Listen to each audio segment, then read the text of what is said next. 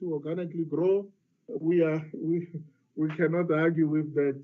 This is a new territory for us. We're learning as we're moving along. We only have 6 months or 5 months experience in this area, and there's still room to learn and to grow. And we believe we're in the right direction to make sure that we meet all the deliverables as stipulated by our shareholder. Thank you very much.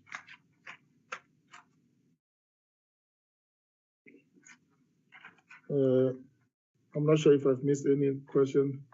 Okay, thank you, Chair.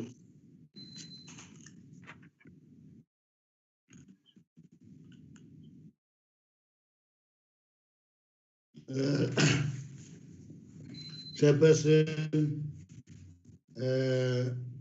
and members of the committee, let me round off by making a few comments. One was an appeal to the minister to open market in government and mining companies to capacitate the state. That is an ongoing process. We engage everybody.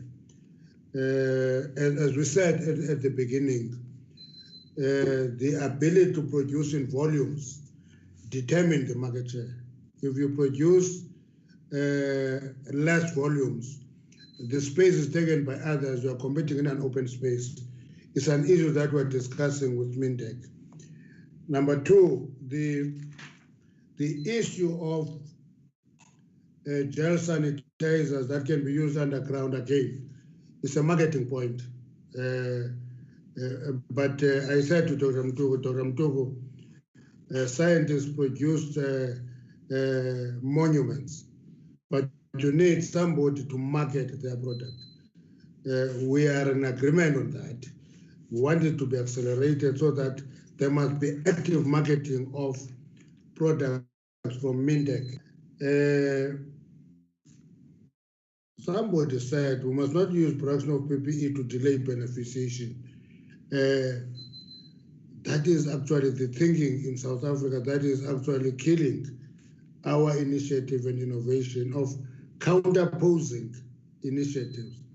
Yesterday, I had a meeting with the Mineral Council, Southern Africa. One CEO said to me, you're putting too much emphasis on beneficiation, not on primary mining.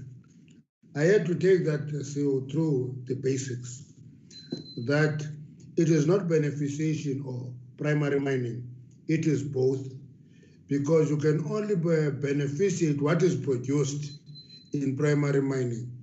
And as I invited him to take a talk with me, one to the Tubatsi Valley, and go and see a number of smelters that are actually closed or mothballed. And I said we can also take him to Merton to see a few of them there. And that closure and mothballing of smelters talks to the extent of reversing progress on beneficiation. And that's how serious we should take it.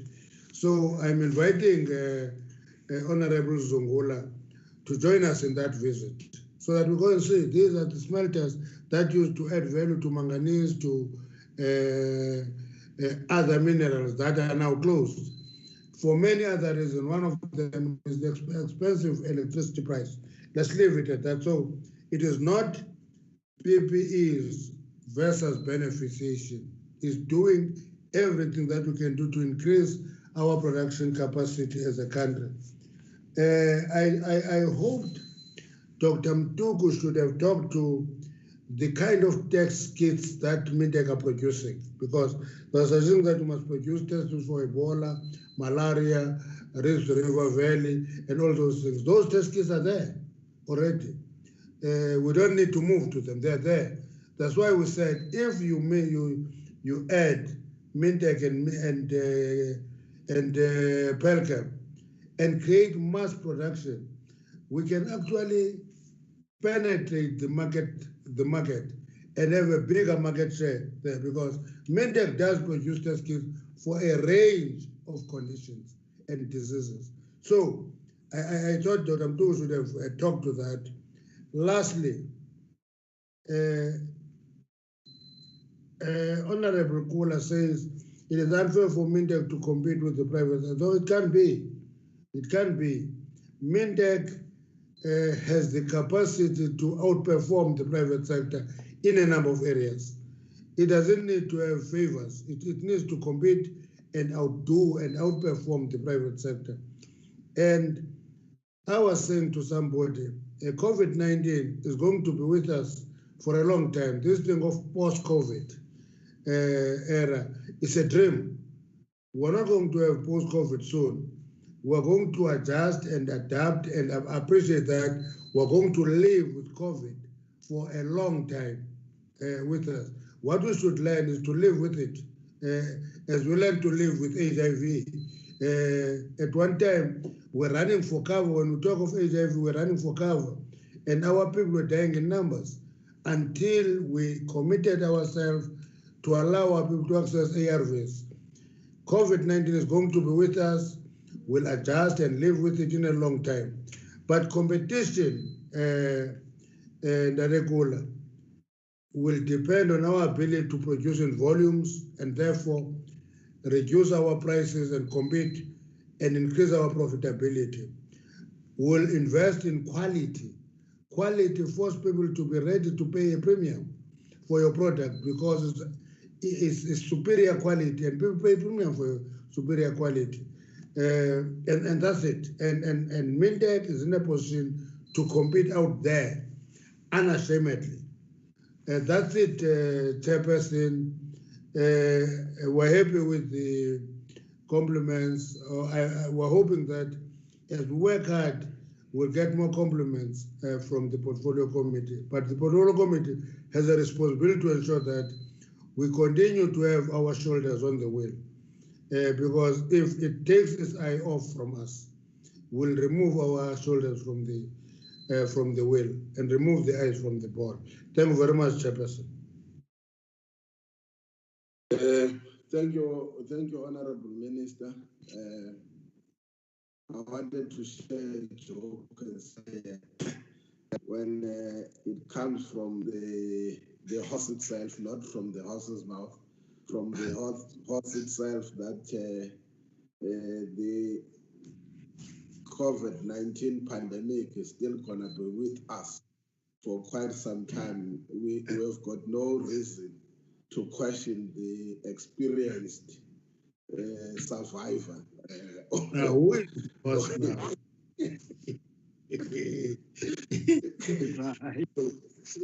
So that on a serious note, thank you very much, Honorable Minister. I think the nice thing is that Mintek, I always say, remains one of the beacons of hope that if we put things properly, we can be able to achieve what we want to achieve.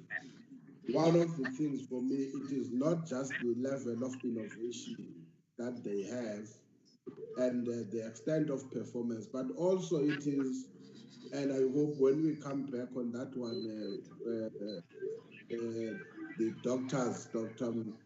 Kosana and Dr. Mtobo, is that also when it comes to financial management, Mintek has never been found wanting. So it is not just being innovative, but also it is how they manage public finances. So on that one, I think it's very critical. Let me also say that we will be able to deal with the overall issues that we have dealt with from the committee side, and we'll be able to revert back. But let me ask the minister before we release him to make the last words, and then we will go to the next item.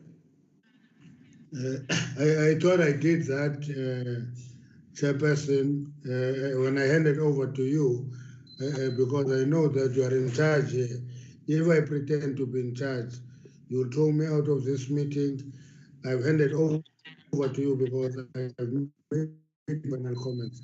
Thank you very much to the committee. Thank you very much to everybody. Thank you very much to the Mintek team and the DMRE team. we are committing ourselves that we are subjecting ourselves to the oversight. That intention. If you call us rot next time, we'll lay a charge against you. And the chairperson will have to deal with that charge because we are subjecting ourselves to oversight by this committee. We respect this committee. We accept its authority. Even if sometimes you go out of the way to try and find guilt in some issues, it's fine with us. We are here as a department with entities in the department subjected to the oversight of this committee. Thank you very much, Mr. Chairperson, Honorable Lusipo. Okay, thank you very much, honorable members. Now the DMRE and Mintek, you are released. If you want to leave, you can go and attend to other matters, so that when we need you next time, you would have dealt with those matters in advance, not to be part of not being in the meeting. Honorable members, having said so, we, from the side, we have taken some of the decision, as you will note even now, that amongst other things is that we will continue to find a way, because that's what the committee resolved on, having been suggested that most of the discussions that we undertake, we must find a way of making them more of resolutions or decisions. With this presentation, we will then try and compile the report where on the issues that members have made as suggestions and have made observations, we will then have to deal with it to say, what does the committee say in overall in relation to the presentation that have been made?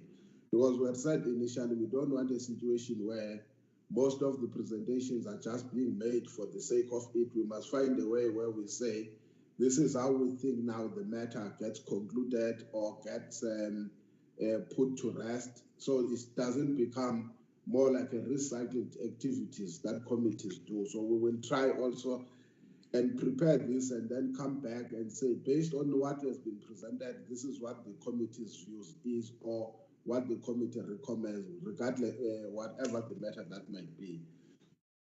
Having said so, honorable members, can we now go to the next item, which is the reports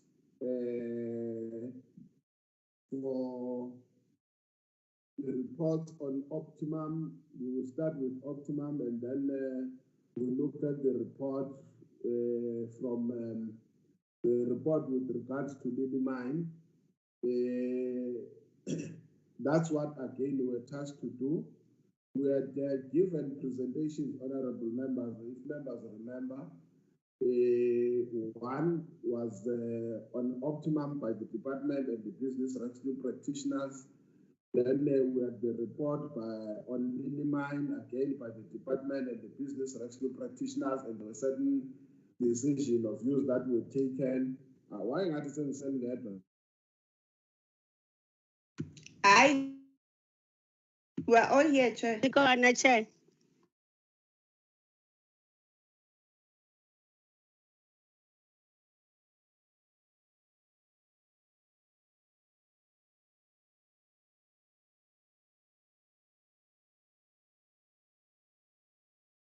Hello.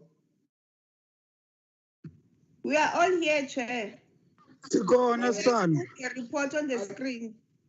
I disappeared.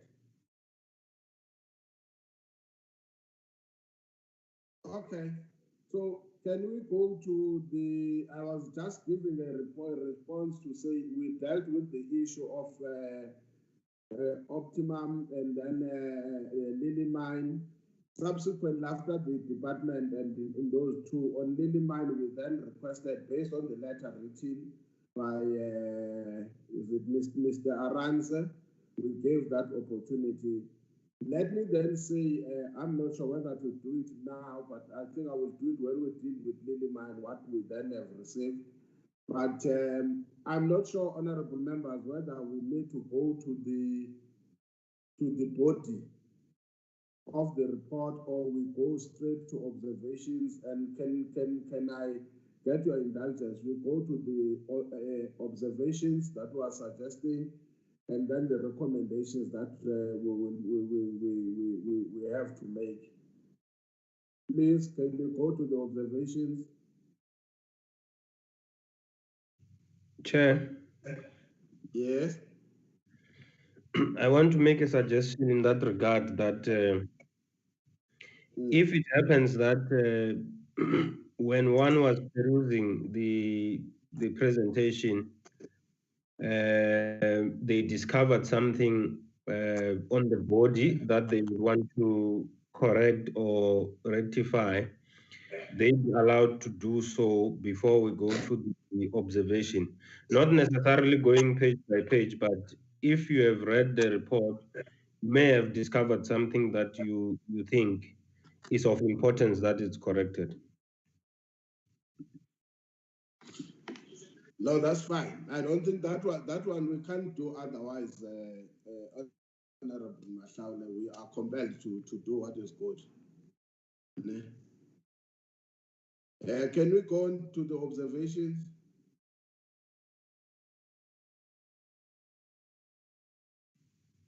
Chair? Yes. I'm not sure whether you got my point or you want us to start with observations. No, I'm saying if I thought you were saying if a member is of the view that there are certain issues on the body of the report that he wants to raise, he or she be allowed to do so. And I think I considered to that one that it is okay because that's a member that seeks to assist the work of the committee. We cannot deny that right for a member to raise. The point, though, I thought you were asking in the event. Maybe let me say if you wanted to make a point on the body of the report, it's your time. Okay, thank you, Chair. There's just one point, if not two, on page 4, paragraph 2.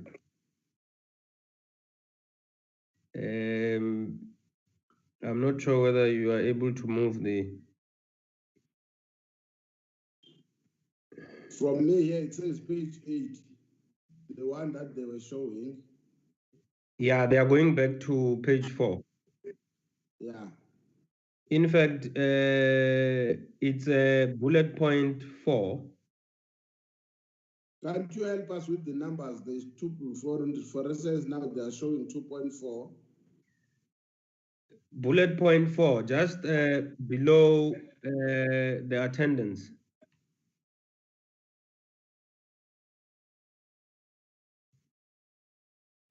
Which page are we now, Mr. Mashlaule? Which report is this? Are we not dealing with... This is the Optimum one. Or we are dealing with Optimum? Yes. Okay, with Optimum, it's page 2. It's page 8, paragraph 1.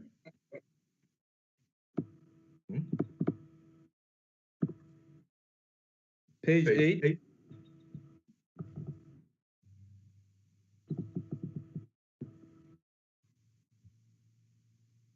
Page 8.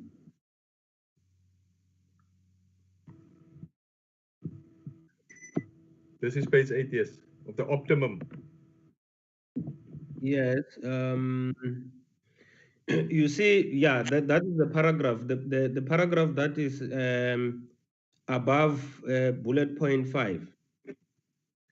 It comes with a narrative, and then at the last sentence, it says she then spoke to the remedial action taken by the department. Who is she? When I read coming with that point, I can't relate to the she. that is being referred to there. And Chair, more of the things that I want to correct are in the other report. That was the only thing I wanted to correct there.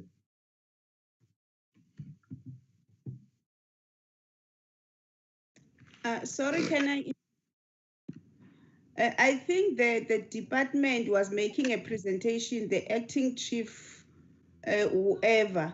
I think we need to correct that sentence and take out that she and put instead the department or whoever was that was making the presentation.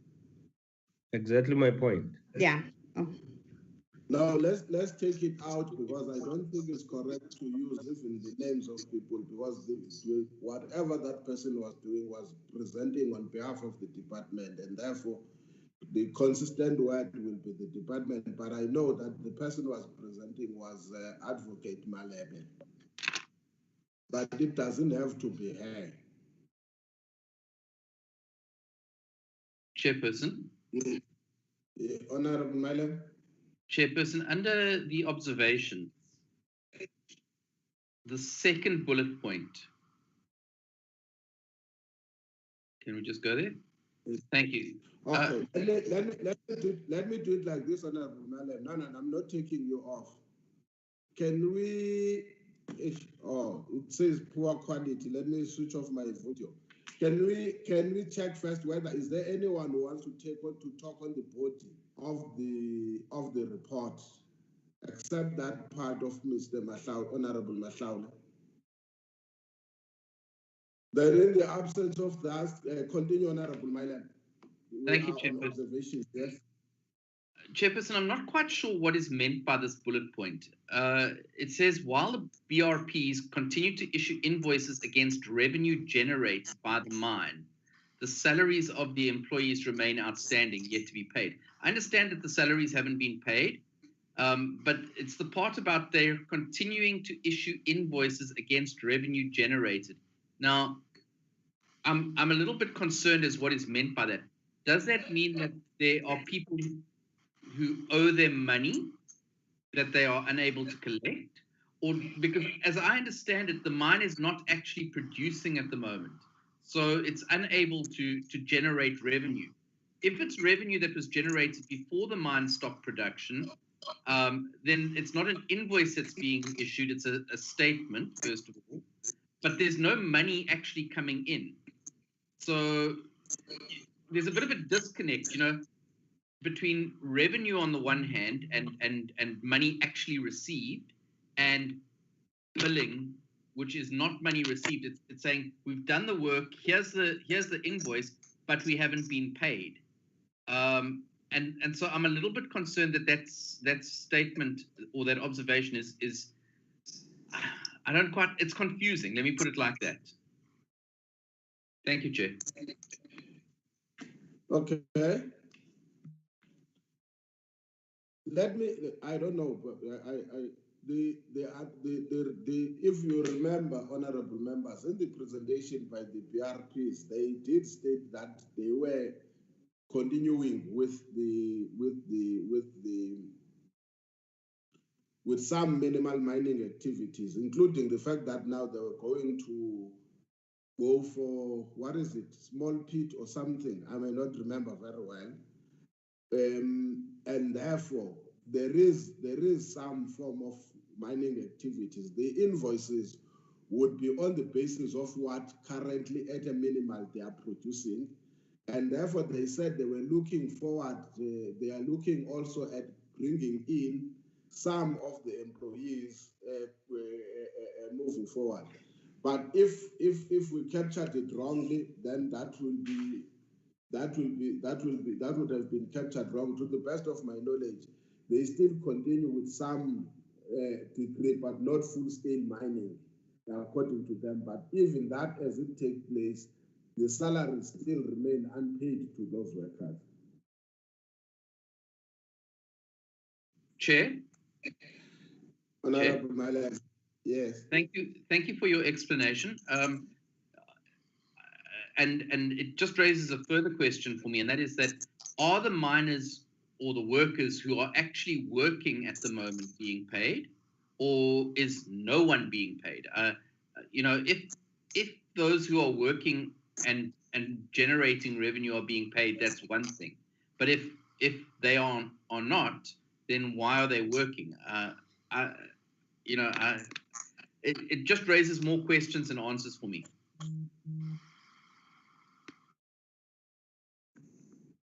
Anyone wants to have a take? So that it doesn't sound like Chair. it was only. Yes, or Chairperson, can I come there? I'm talking to Wolmarans, Chair. Mayor Walmarans. Okay, sorry. Yes. No. At some stage in the presentation, it was said that there were employees who were put on special leave. And at the same time, there were plus minus 180 who had to be rehired by at least by August. But now the concern was that the people who were put on retrenchment are still being owed money, which has not been paid. And the concern was the BRPs are doing some work, and there is some other work happening in the mine, and they are bringing in their invoices, and they are not taking care of making sure that the packages of the retrenched workers is being dealt with. So it's like the BRPs are taking care of themselves and not paying the outstanding salaries or packages from the miners. Chair? Honorable Mayor. Thank you for that explanation, Honorable Wolmarans. I might be confusing this with another issue, but I seem to recall, I think it was Mr. Bova from the BRP saying that they had not taken any money as business rescue practitioners from Optimum, that all the funds were still in the company and that they hadn't been paid themselves. But I could be confusing that with another incident. No, in as much as that was never, it's not on Optimum. It was on Lilly Mine. That one I remember very well. Lilly Mine, RPs of Lilly Mine said they were not being paid for the work that they were doing. Thank you, Chair. That one I'm definitely sure. Yes. The point though here was twofold. Look, if we slip our mind, it doesn't take away that Honorable Mayor, that we never ask the PRPs whether are they paying the workers that they are currently utilizing or not. But the point is they have been doing that work that they were saying, the minimum work, in as much as up until to date, those that were still the outstanding, that's why we say salaries of employees remain outstanding, which means those that were not paid since that time before they went to retrenchment. So that is the point I was trying to explain. That that is what it's all about. So, but if it is not, then it means they would have made a misrepresentation themselves to the committee. As far as I know, there's mining, there's an activity in mining that is taking place. Okay. Any other matter on the observations?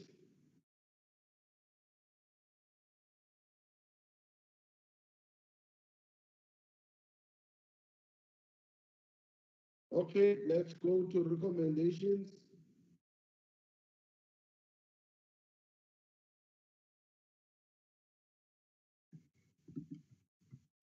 Chairperson. Anything? Yeah, boy. That may near Masaule. Yes, Chair. Somewhere along the body, the presentation, there was a point made, I can't remember by who, but it was saying that there would have been a point where there was a request for the financial statements from the business rescue practitioner, And the response was that they were not audited and therefore they can't be issued. Now, in light of that, I would want to sponsor that we, in the recommendations, add a point that says the department and the business rescue practitioner should present to the committee the audited financial statements. Thank you, Chair. Chairperson. Honorable Madam. Thank you, Chairperson. Chairperson, I just went back to the PMG report on Optimum Mine from the 23rd of June this year. And the report reads as follows. Mr. Van Niekerk said the current staff were being paid, although the majority of staff had been retrenched. However, they would be the first to be paid, according to Chapter 6, if the mine was sold. He then says, the BRP raised invoices and were not paid a salary because they were governed by the Companies Act and regulations. He further said the BRP had not taken any fees for this year. So I think that we need to be clear on what we're saying here, and I'm sorry to take you back to the observations, but I still don't think that observation is capturing the essence of what the problem was, or what the issue was. Current employees are being paid.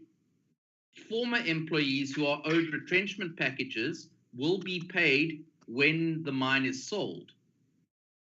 And the BRPs have not taken fees, despite being, as I understand it, owed those fees. They have not taken fees, and that was in the PMG report of our committee meeting of the 23rd of June. Thank you, Chair. Okay. Honorable members, can you help me?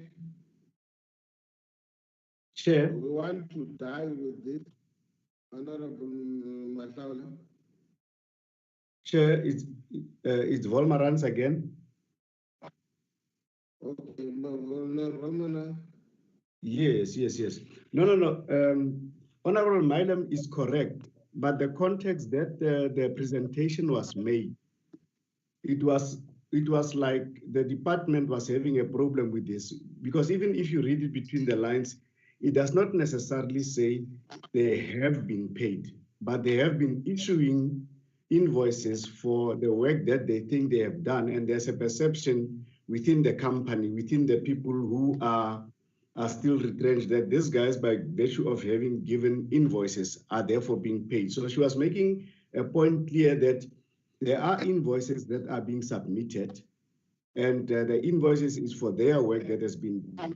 But nothing is being said around the question of the workers who have not yet been paid, except to say that they are going to be paid when the mine is going to be sold. It is captured in the following bullet point, just after the one that we are dealing with. There's a bullet point that says the majority of staff has been retrenched without being paid. However, according to the Chapter 6, they will be paid if the mine was sold.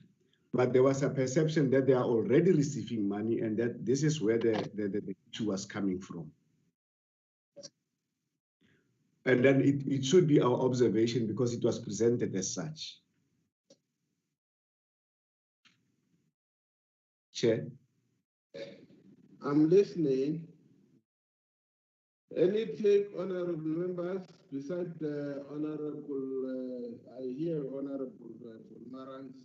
Any other take, any member? Chair, maybe we could change the wording of that recommendation to the retrenchment packages of former employees remain outstanding. I think that would clarify what is actually the problem here. Yeah. And not under the observations, the highlighted observation. Look, I don't think it's a problem. In fact, we might have to combine it, put one thing, leave what we are not sure of, leave one thing, take out, maybe we remain with the last bullet. That says the majority of staff, in fact, the staff that were retrenched have not been paid their retrenchment package as per Chapter 6, and they will be the first to be, according to Chapter 6, they will be the first to be considered if the mine is sold. And then we take out that one and leave it, rather not comment to it if we're gonna not be in unison on the interpretation. Let's leave it. I don't want. So let's take this one, but let's say the staff that had been retrenched, not the majority, because that one is definite. Chairperson, I'm happy with that. Let's take out the bullet point above. Okay. Yeah. Yes, Honorable Mela. Chair, then, and I'm sorry to do this to you because I actually just noticed it now. There is the next bullet point, which is there is confusion with regard to the ownership of Optimum and between Tegeta and Charles King. And I think there was confusion during the meeting, but then again, according to the report and what Mr. Bova van Niekerk said, he said the Optimum mine was still owned by Tegeta. Charles King had sought arbitration that it had bought Tegeta's shares in Optimum, but this had failed, and Tegeta was the 100% shareholder of Optimum. So maybe if we could amend that observation to there was confusion with regard to the ownership of Optimum mine between Tegeta and Charles King. This has been resolved, and Tegeta is the full owner of Optimum. I think that would just make it clear that we acknowledge that Tegeta is the owner. Thank you, Chair. What is the take of others? Chairperson, I don't want to disagree with Honorable Malum.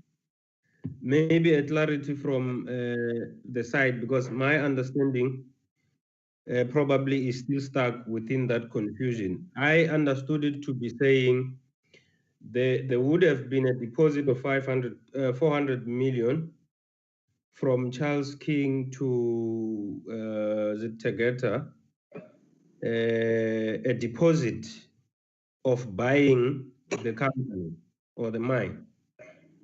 I think that's where the confusion is on who owns the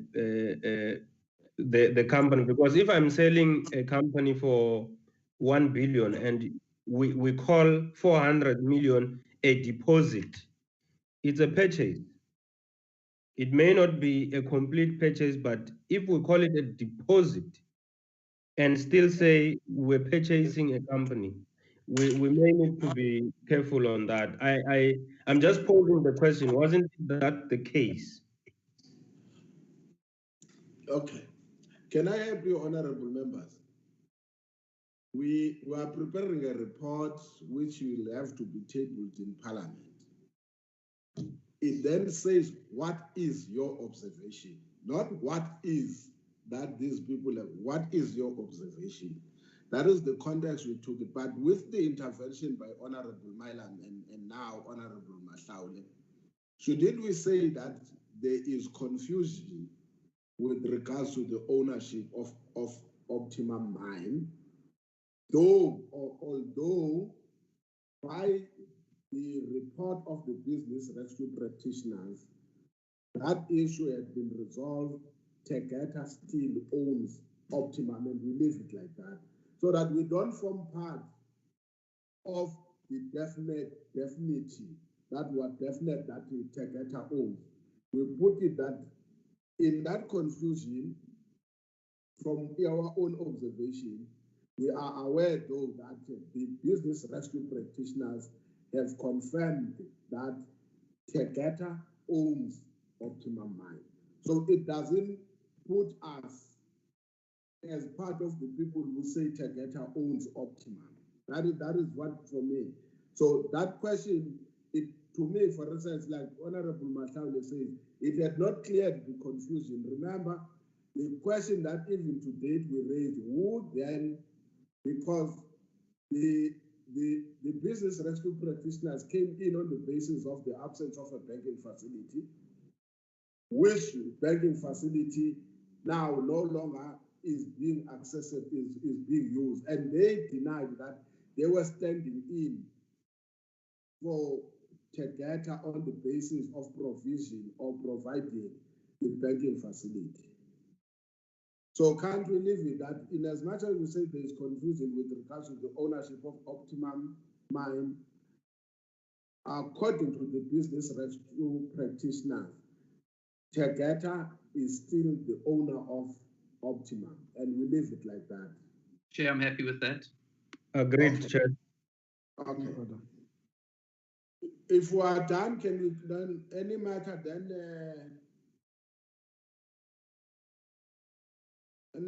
let's go to the recommendations.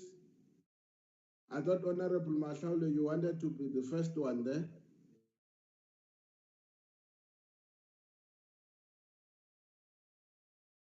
Chair, Yes, can I be the last? There's something I'm still checking.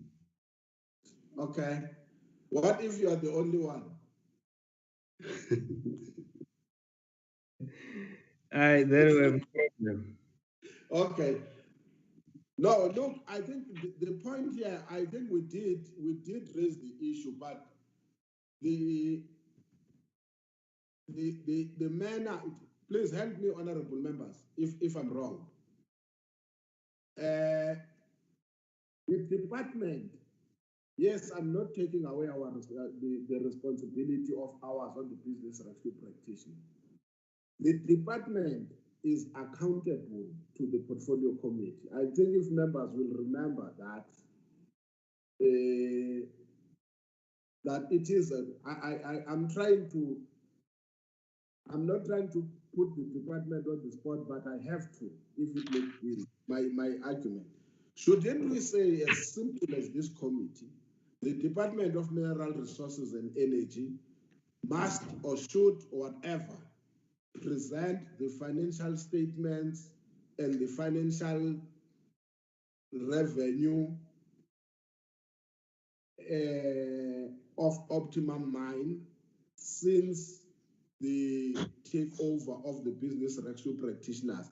So let it be the department that comes and account and report to the committee why it cannot do so, because they are at the end of the day the custodians. But I'm not opposed, but if member says we must also talk to the problem that the BRPs, by the way, they are appointed according to the Companies Act, which falls under the Department of what you call it, the Department of Trade and Industry and Competition.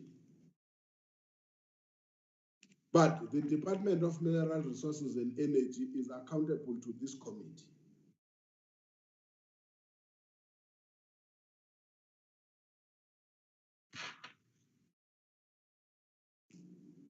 Help me. You want to talk to the BRPs? Chair, I think this is correct. I think the recommendation is correct that the DMRE should keep us up to date. I don't think it should we should keep calling the BRPs to account to us, because it's not really their function and it's not really our function to monitor business rescue practitioners. Ours is to do oversight on the DMRE, and the DMRE should be monitoring what's happening with regard to this. So I think the recommendation, as it's been stated, is 100% correct.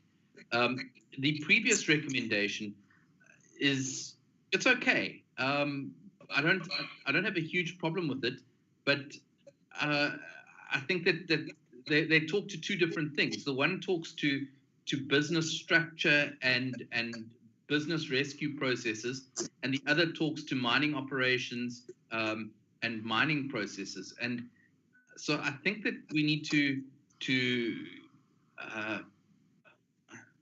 be careful of trying to conflate two different pieces of legislation and saying one is superior to another. I don't think they are. I think that both need to be complied with. Thank you, Chair. Okay. Chair, Now that, yes, Chair, Rico here. yes, Ari. Chair, can I just come in here quickly? Remember when we did the recommendations, that presentation I did with regard to the recommendations. Now, with this one, we are saying the department must present. As we've indicated during that presentation, those are internal matters which we can program, Chair. Now, my proposal is that this recommendation should either relate to the department should finalize the financial statements, something to that effect, Chair, but not that they must come and present. Remember, as I say, that we can program. So that is my 5 cents, Chair, with regard to this recommendation. English is difficult.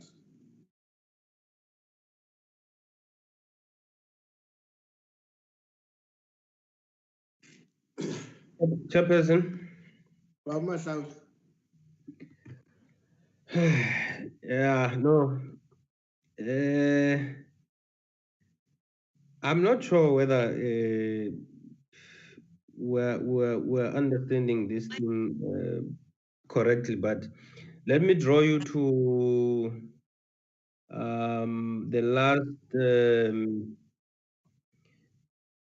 the last paragraph on number 2, which is background.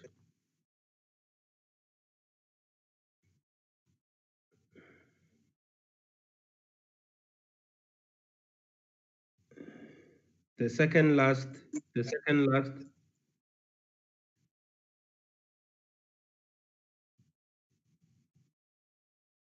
Number 2, bullet meaning number 2 as in.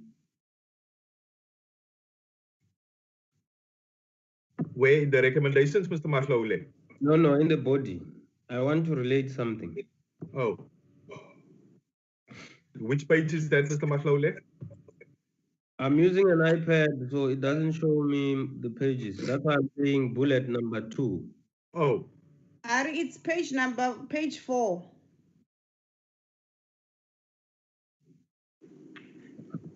Yeah. Just go the second, yeah. Chair, there's this second last paragraph there that says the business rescue practitioner was appointed on the 19th of February 2018. The workers requested to see financial statements, but they were told they had not been audited. During the 14-month period since the 2015-2016 business rescue process started, Optimum produced revenues to the value of 2.2 billion. So it is clear that this is not a distressed company for an operational point of view. I am thinking that the reason why we are saying we want, they requested financial statement was because there is an argument that there was production at Optimum to the tune of 2.2 billion, which needs to be accounted for or be shown to the committee, which was not audited by then, and is audited or should be audited now. I thought we were making an argument that they should come and present those audited financials, so that it can answer us that if the company was not in distress and it was able to produce 2.2 billion in revenue, the question of why is it on business rescue can be clearly answered.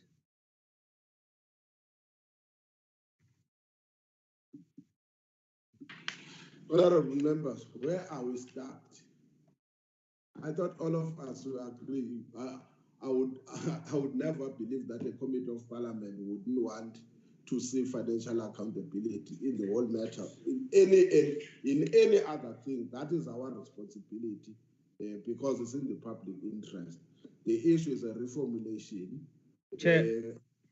Yes. Can we deal with where I think I agree with you 100% on Honorable Mahlauli. The point, though, is that where Mr. Kotze says we shouldn't say it. The department must come and present. We must just say it must prepare the financial statements. We usually some of the things we are doing them because we have said the department will have to come back on a certain period of time, which is why some of these things now we are doing follow-up based on the timeline they've given us. But let me hear you finalize, Honorable Mahlauli. Sorry if I cut you in. But can we try and split up so that we'll deal? I'm sure Lilly mine will be worse. That's why you wanted to finalize to be the last one. Chair, Yes. I am happy with the formulation as it is, but I had thought that there was a suggestion that let's remove BRP. Yes. Amongst those who should come and present audited financial statements, which I'm against, by the way. What are you against? The removal of BRPs. I thought there was a suggestion that we must only say the department should present the audited financial statement to the committee. Look, the point I was raising, Honorable Mahlauli, is an accountability matter. It doesn't take away that the department can bring along the BRPs when it comes to the financial statements. Then I'm happy. Chair? Honorable Milam? Chair, and I absolutely understand where this is coming from. I don't have an issue with that, but I don't know that we have a mandate to ask for that. I mean, business rescue and the financial statements of private companies and the like are certainly not something that falls under the Department of Mineral Resources and Energy. And it might be that this needs to go through the Department of Trade and Industry. I'm not 100% certain about the role that we can play in this regard. And secondly, I note what the NUM has said about 2.2 billion rand in revenue, but revenue is basically just money received. It doesn't necessarily mean that the organization is profitable. And a classic example of this is SAA, which has billions in revenue but runs at a massive loss. And so I think that we need to be careful of conflating revenue with profitability.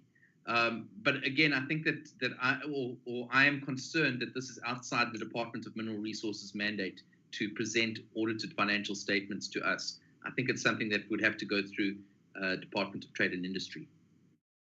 Chairperson? Honorable Mahlauli, I thought I was going to clarify something, but okay. Forgive me for coming before you, Chair. I wanted to say it's a fair point that is raised by Honorable Maylim, that we don't know whether it falls within the department or we should go through Department of Trade and Industry. You see, as legislators, I agree, as legislators, there is a point raised by NUM. It becomes a public issue about whether it's a profitability or revenue. It may as well be what Honorable Maylam is talking about.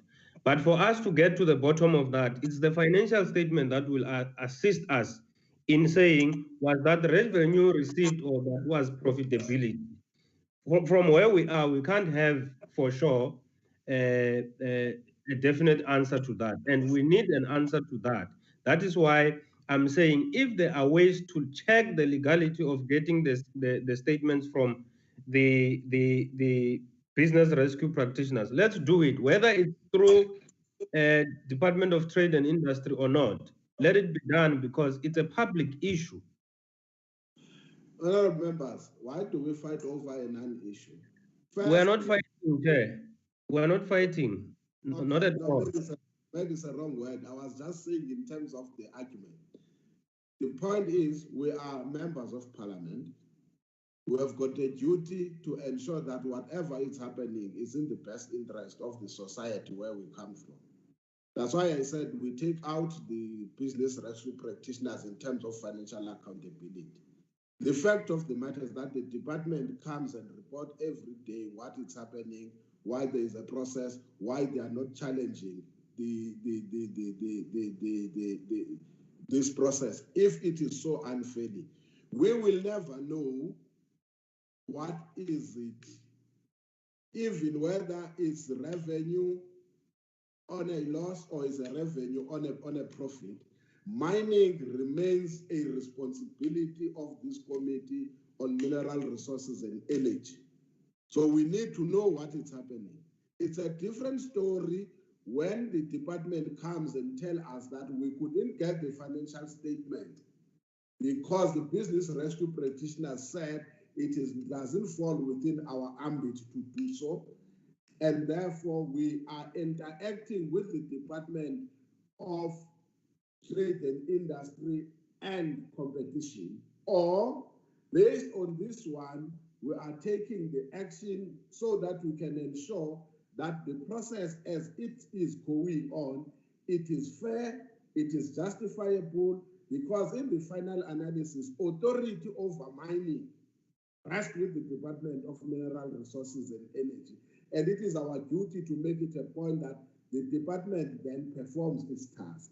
That is the point where I was saying that can we allow this department to come and account to us and tell us that we're not saying the business rescue practitioner. We must see whether the department, as it continues to cooperate, is it cooperating with a financial fair process or not?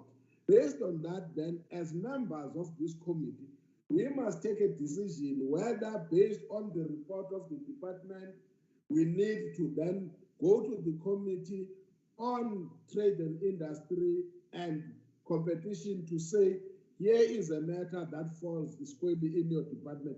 Can you follow the trade? Can we leave it at that? The department still remains accountable to us on any activity that relates to mining. Agreed, Chair. Okay, can we go, if we are done, honorable members, can we then go to Lilly Mine? Honorable members, we are not going to adopt the reports now. We are agreed we will adopt them next week.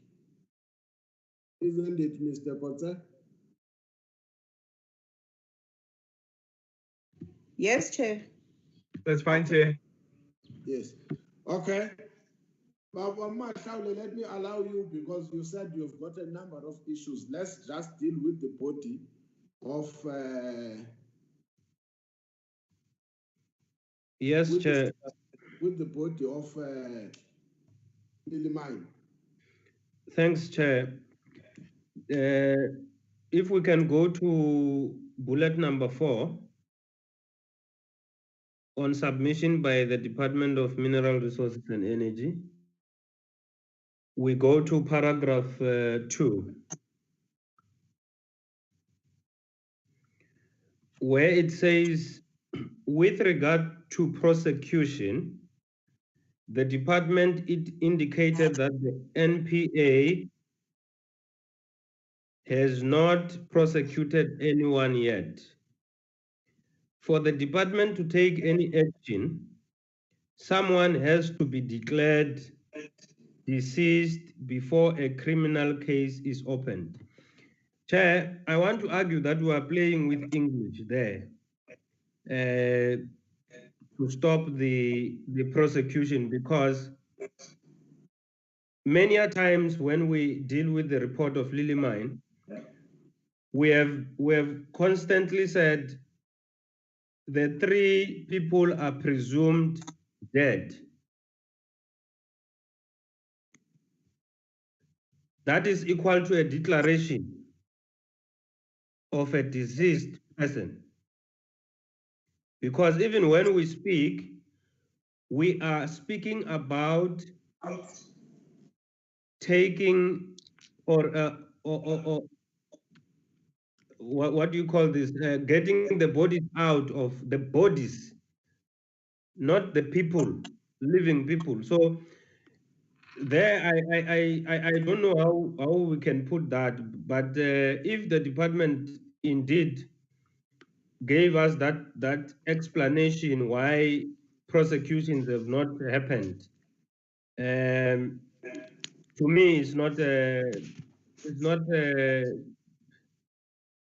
good explanation of why NPA has not prosecuted anyone, because declared deceased and presumed dead, to me, is one and the same thing. That's one issue I wanted to raise, Chair. The second issue is on page 5. Sorry, Chair. Hello? Someone who's, please, who's this person now? Is like he's flashing something at the toilet. No. You can't do that. Honorable Kula. No. You can't do that, Honorable. Can we respect the meeting? If Chair. you want to do anything, switch off your mic, switch off your, it's a basic standard. We can't repeat one and the same thing on honorable members. You are here because you are taken as if you are the most esteemed, the most intelligent. You have many South Africans who can occupy our positions. We can't be kept on being told every time, switch off your mic, switch off your video and so forth. And some of the things that are happening in the background are completely unpalatable. Yes, Honorable Milam. Sorry, Honorable Matlaule. I don't want to use whether it's a point of order or it's a point of procedure. Let me hear what's the point from Honorable Milam. Chair, I apologize for interrupting Honorable Matlaule. I'd just like to deal with one issue at a time before we move on to his next point. If we could just deal with the issue of presumption of death first, I'd appreciate that. Honorable Matlaule will take on offense with the problem with that. I was going to suggest that also. Not at all. Okay. Chair, if I could just address the issue of presumption of death. There's legislation, it's called the Presumption of Death Act, which determines when a death declaration may be made. And so the department or the mine or us as a parliamentary committee, we can't declare a person as being dead or being presumed dead. The only body that has the authority to do that is a court of law. And they do that on an application from the next of kin. So there would have to be an application made to have the mine workers declared deceased by the court in order for that presumption of death to have validity. And until that declaration is issued by a court, the NPA cannot prosecute the matter. So I hope that clarifies it. I don't think there's anything wrong with the sentence that's been included here.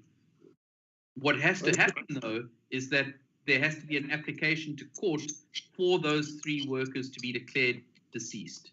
Thank you, Chair. Honorable members, and I saw that for future references on this matter. The only part that we can raise an opinion on the report, yes, we can correct the body in terms of whether it is a true reflection of what was reported to the committee. That's all you do on the body. The only part where we can express views is on what we have observed on the presentations and what are we recommending. Now, if the department put it like this and it's not disputed that that's why the topic says the submission by the department. That's the department's submission. They might be wrong, they might be right. They may be what Honorable Milam explained as a procedure, they may not be that. If we dispute that, let's take it where we've got a right to make an opinion. For an example, let's go back and say, we have observed in the observation that the department has made a presentation that they could not continue with the prosecution. The NPA can't continue with the prosecution until these people are presumed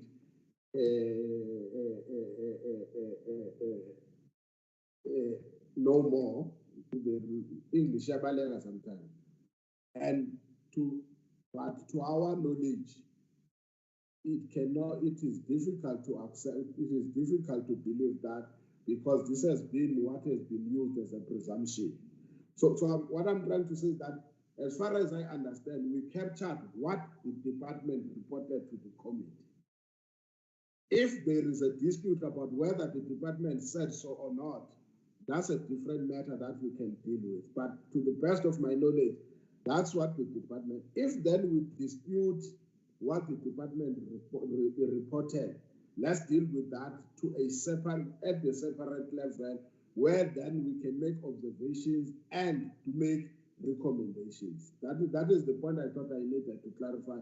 I don't want to go to which is right, which is wrong. The truth of the matter is that the body of the report is a reflection of what had taken place and what has been said to the committee, what have been the activities undertaken by the committee, then what does the committee make as findings or observation, and what does it recommend, because it can't make a resolution.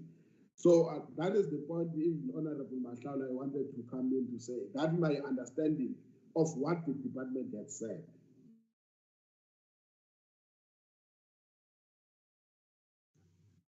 Chair? Yes, Honorable Mahlaula. It's fine with me. I think Honorable Melem captured me correctly, but we'll have a day where we talk about interchanging presumed and declared, especially in that act that he quoted. But I'm fine with that. Let me go to the... Yeah, that's what I'm saying, that if those issues I'm not flashing them out of the discussion, but I'm just saying here we are just dealing with the reflection of what the department reported. That's why it says submission by the department. We can take the issues on observations, or what some call it findings, or the recommendations. We can take that discussion there. In that case, Chair? Yes, Honorable Mahlaudi. In that case, it means it leaves me with one issue that I need to correct on bullet number 5, paragraph 1, 2, 3. I think it's 4 if you include the bullet point as a paragraph.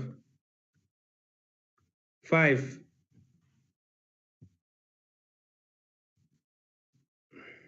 Page 5 or number 5, Mr. Mahlaule? Number 5. I said I don't have pages.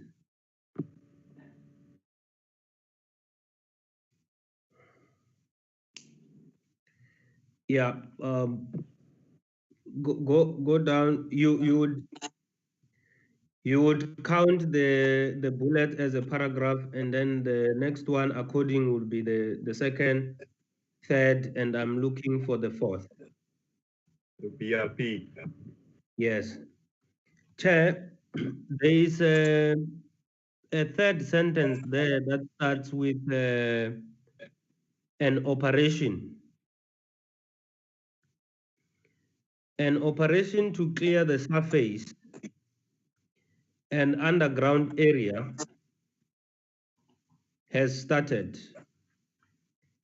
Mining assets at Lilly mine were not striped because if it doesn't have a double P, it doesn't say stripped, and we're looking for the word stripped. Striped would mean something like a zebra. And that's not what we're looking for. We're looking for stripped, meaning they've been taken away. Yes. Double P. Yes. That is the last point I wanted to make from the background that we of what you said we must do on the body and what we can't do. Okay.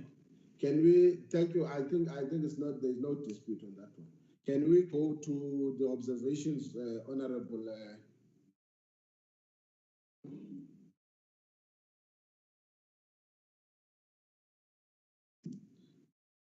I'm worried with, but we are doing justice. Unfortunately, I can't be.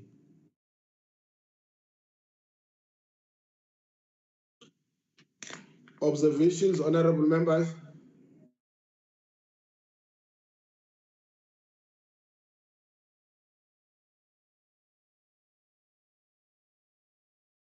I think the first bullet, I corrected it. The report has, it not will be, has already been forwarded to the National Prosecuting Authority. That's what they do. Even in the report, what we just had a discussion. So when it says and the report will be, it's like it has not been done.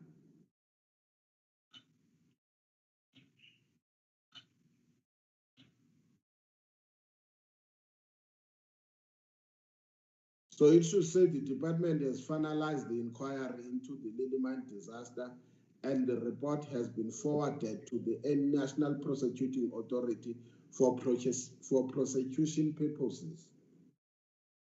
Or even if it ends to the National Prosecuting Authority, I think it's still okay.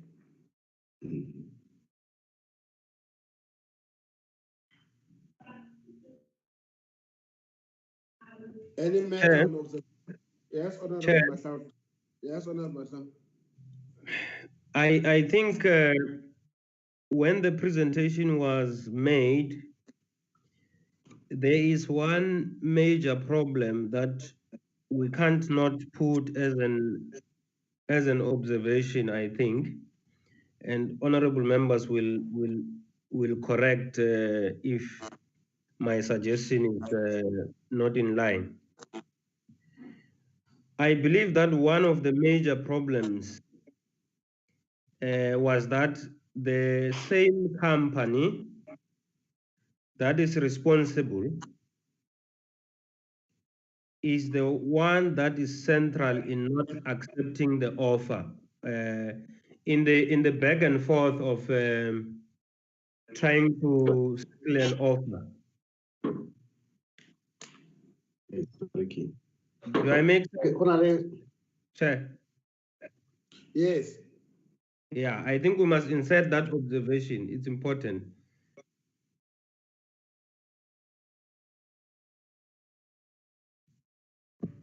Can you repeat that quickly, Mr. Mahlaule? I may not repeat it in verbatim, but the observation that one of the major problems there is that the very same company that is responsible is one that is central in not accepting. Actually, is the one that is playing a role in the back and forth of the acceptance of the offer. You must fit into what I'm trying to say, Mr. Rico. I'll try my utmost, Mr. Mahlaule. But I think Nati will assist. That I will assist you when we're done here. Yeah. Okay. Can we, Honorable Mashaw, I wanted to also talk about one issue that I think you forgot and I had to put it. The point, so I think, is that the challenge on finalizing this matter is about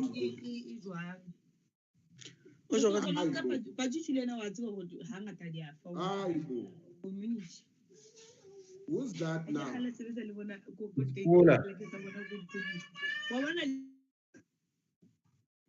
Apologies, Chair. Mr. Kula, can you please, I keep on muting from my side, but he's busy unmuting him. So it's him who was, I just mute him again now.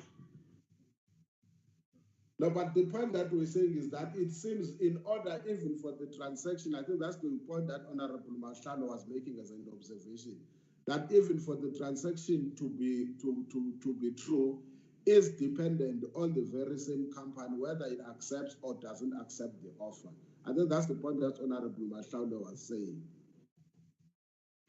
But the point that we said it must be included from the word go, because it has to be clarified. Why are we here? Is that the first bullet should have been the one that talks to the facts that a joint stakeholders meeting agreed on stopping the operation due to the dangerous conditions that had prevailed at the time. In the initial presentation, if you look in the initial presentation or coming in, is that the stakeholders agreed to stop operation on the basis that it was dangerous to proceed.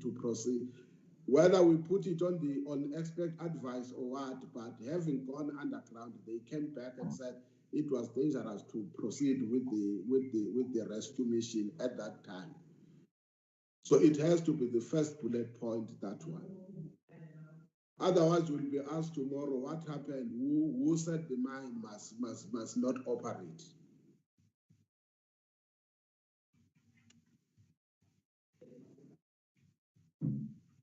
Okay, honorable members, any matter again here? Chair, if we can just go back to the first bullet before the recommendation on our observations. Yes, that's why I was saying they must insert the one that I just said it. Yeah, but yeah.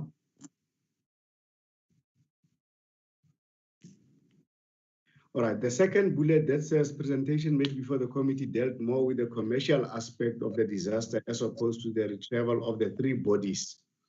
In line with the conversation that we had earlier about the declaration of the deceased and so on, if you just talk about the three bodies, doesn't it mean that we have already declared? Shouldn't we maybe, in light of our conversation, talk about the three employees or workers or instead of the bodies? Now you understand my argument, Honorable Volmarans. Yes, no, I'm fully in light of that argument. I 100%. With the good arguments by Honorable Maisaule and almost expert advice by Honorable Mailem on what is in the law, I just think that let me, instead of using the word the disease, we talk about the recovery, the retrieval and recovery process. That's all. We leave it like that. Yeah.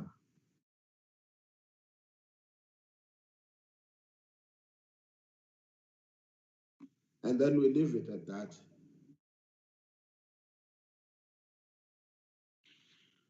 Process opposed to the retrieval and the recovery process. Yes. Yes. Ari, don't refuse to Ari, recovery process, yeah. Don't refuse to put the bullet. I'm saying put it as a first bullet.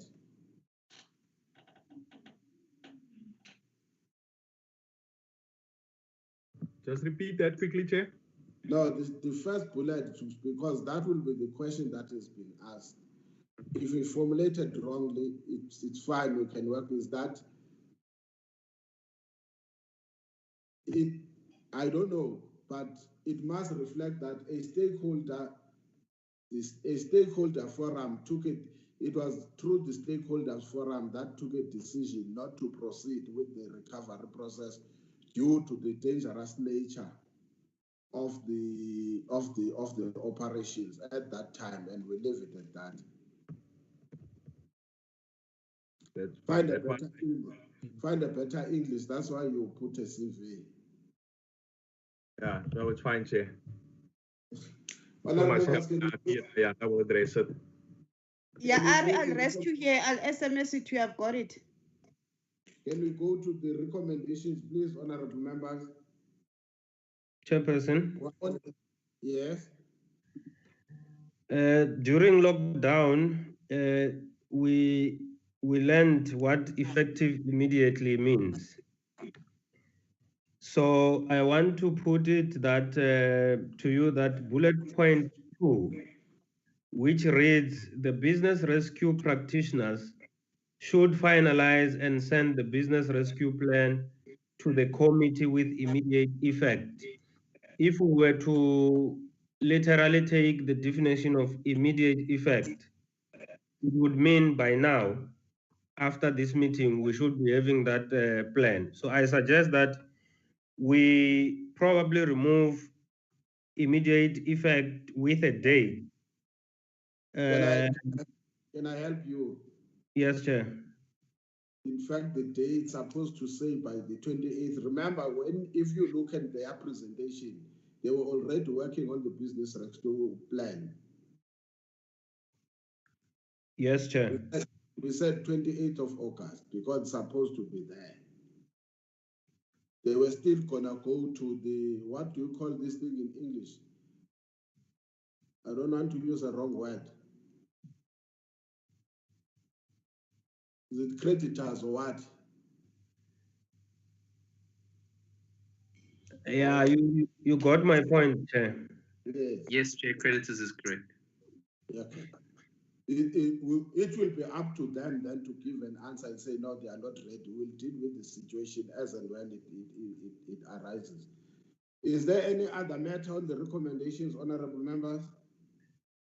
I was still on the floor. Yes.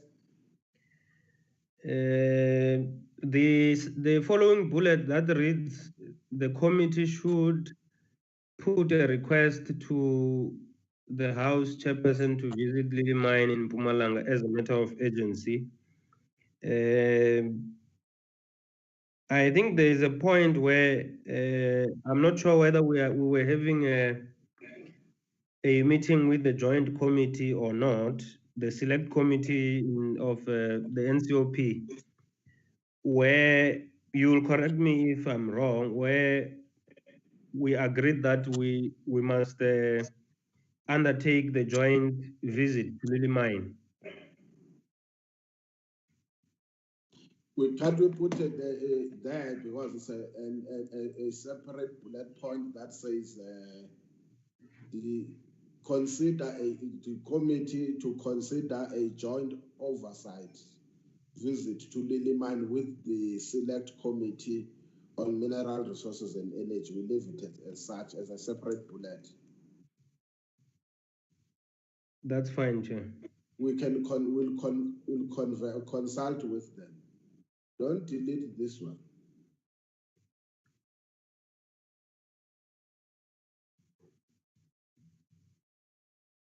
A separate. In fact, it should say the committee to request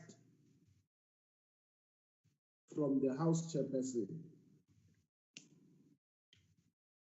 a visit to Lilly Mine as a matter of agency. I don't know. Lilly Mine is in Mpumalanga. There's no other Lilly Mine.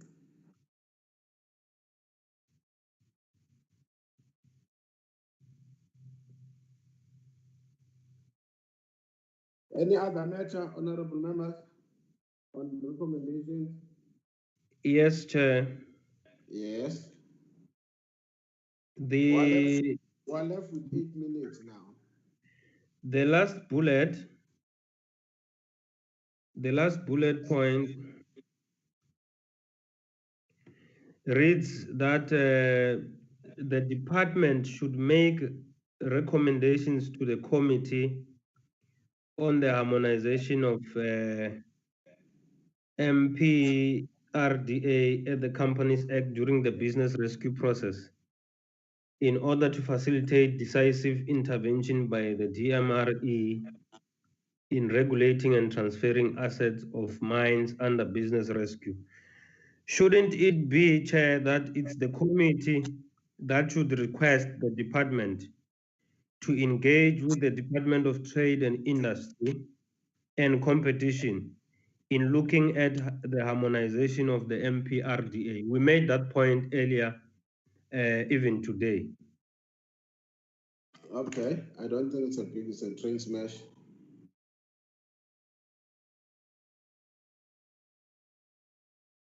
Okay, can you go back upwards also after that one? Chairperson.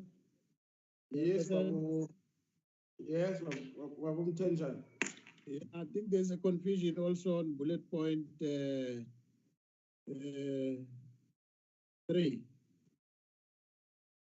Bullet point, let me see, 1, 2. Yeah, I think it's bullet point 4. Yeah. Yeah, DMR should send a full report of inspections in Lilly mine between October 2009 to August 2018 by 28 February 2021. No, that's what I was gonna correct, but let me hear what you wanted to say. Yes, what I'm wanting to say is that this statement is confusing. I don't understand it. What is it supposed to explain to us? Now, what this statement says, although the dates may not be correct, we can agree on the date. The statement says, remember, they said prior to the incident taking place, there have been inspections that have been undertaken since 2009. So the point then says the DMRE should forward a full report of inspections in Lilly mine between October 2009 and not August and December 2014. Remember, the incident happened in February 2015. So we then say December 2014. Then we can agree that that report is supposed to be sitting there anyway. That if members agree, we can agree on a date, whether is September. Will it cost us too much if we say they must forward that report by the 12th of September, even if we are on recess?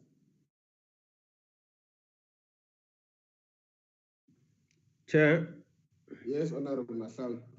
I think I agree with both you and Honorable Mtenjan. I think the point here is that we are looking for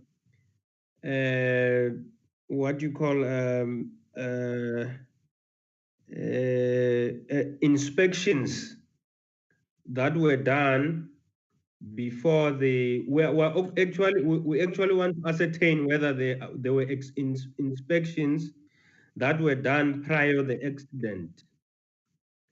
And therefore, it's correct to say between 2009 and 2014 December, because like you put it, it happened in 2015, so that we get whether DMRE was conducting inspections as they are supposed to between that period and 2014. So I think that's correct. And the date you are putting, I don't think we can object to it, but it will depend on you whether that September you'll be able to slot that in our program.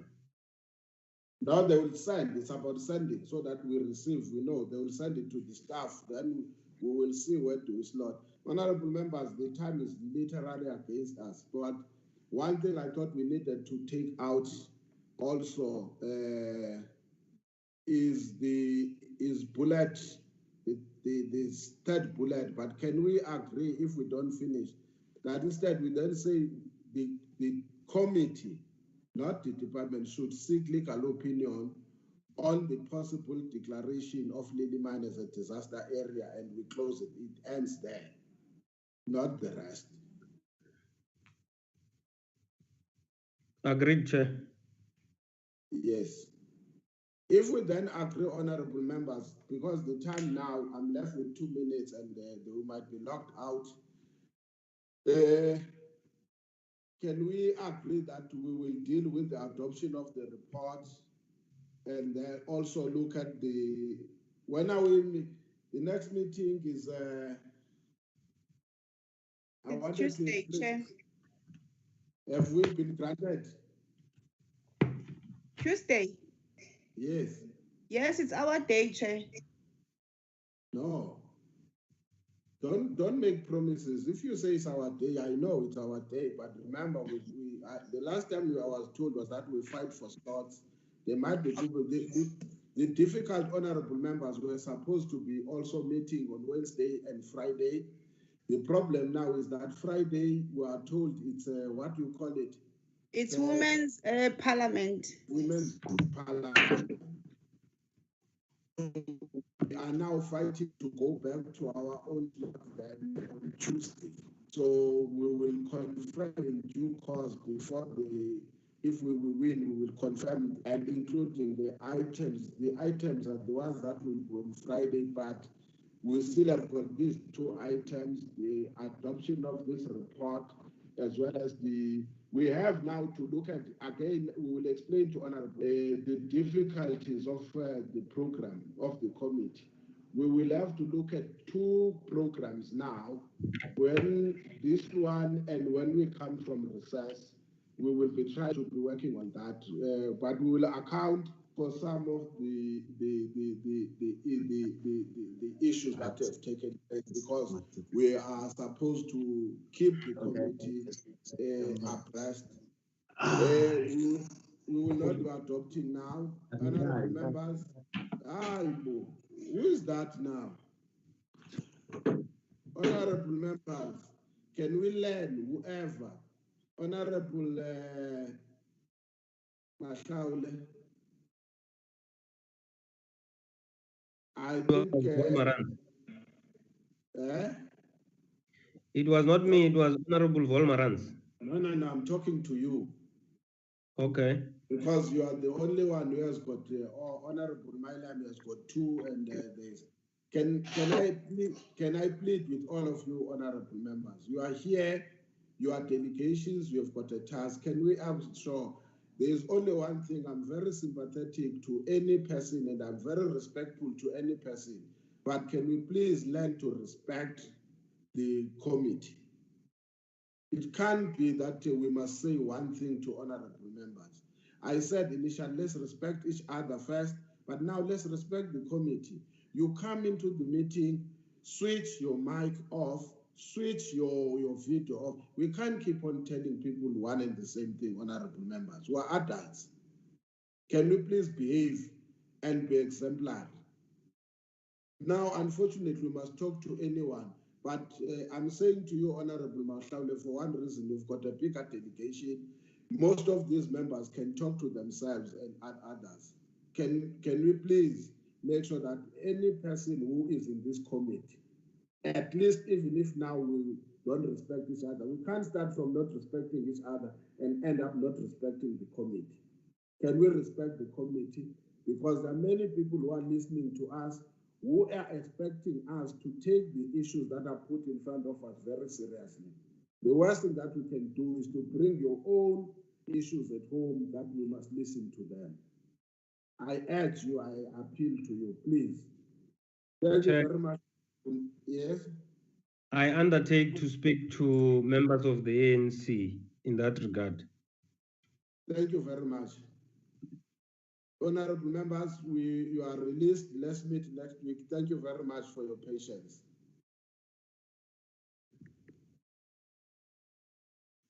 Thank you, Chair. Thank you, Chair. Thank you.